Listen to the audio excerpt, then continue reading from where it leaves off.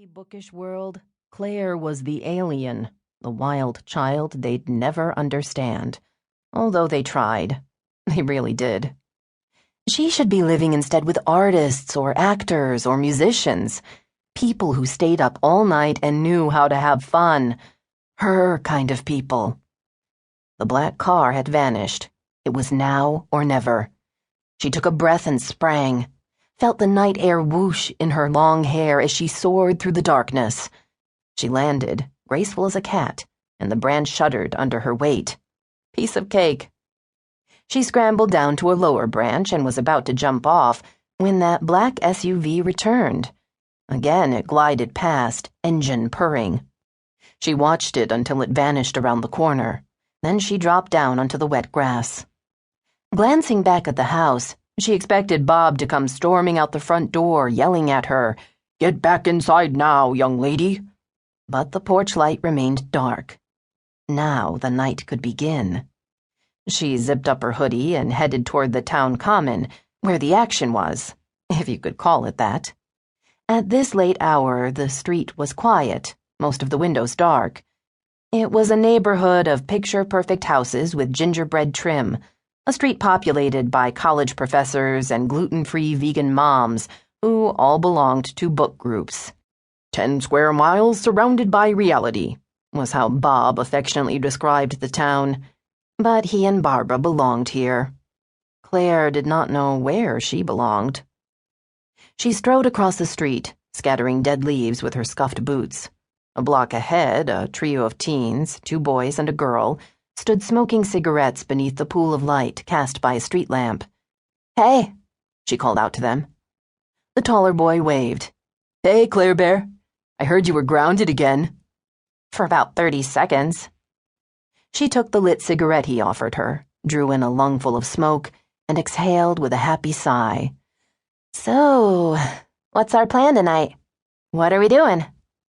"I hear there's a party over at the falls, but we need to find a ride." "What about your sister? She could take us." "Nah, Dad took her car keys. Let's just hang around here and see who else shows up." The boy paused, frowning past Claire's shoulder. "Uh-oh, look who just did." She turned and groaned as a dark blue sob pulled up at the curb beside her. The passenger window rolled down and Barbara Buckley said, "Claire, get in the car." "I'm just hanging out with my friends." "It's nearly midnight and tomorrow's a school day." "It's not like I'm doing anything illegal." From the driver's seat, Bob Buckley ordered, "Get in the car now, young lady." "You're not my parents." "But we are responsible for you. It's our job to raise you right, and that's what we're trying to do. If you don't come home with us now, there'll be, well, consequences." "Yeah, I'm so scared I'm shaking in my boots," she thought. She started to laugh, but suddenly noticed that Barbara was wearing a bathrobe, and Bob's hair was standing up on one side of his head. They'd been in such a hurry to chase after her that they hadn't even gotten dressed. They both looked older and wearier, a rumpled, middle-aged couple who'd been roused from bed and, because of her, would wake up exhausted tomorrow. Barbara gave a tired sigh.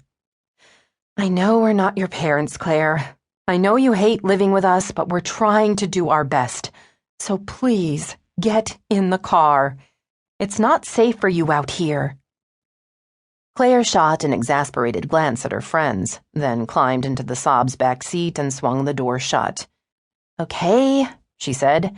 "Satisfied?" Bob turned to look at her. "This isn't about us. It's about you. We swore to your parents that you'd always be looked after. If Isabel were alive, it would break her heart to see you now, out of control, angry all the time. Claire, you were given a second chance, and that's a gift. Please, don't throw it away." He sighed. "Now, buckle up, okay?" If he'd been angry, if he'd yelled at her, she could have dealt with it. But the look he gave her was so mournful that she felt guilty. Guilty for being a jerk, for repaying their kindness with rebellion. It was not the Buckleys' fault that her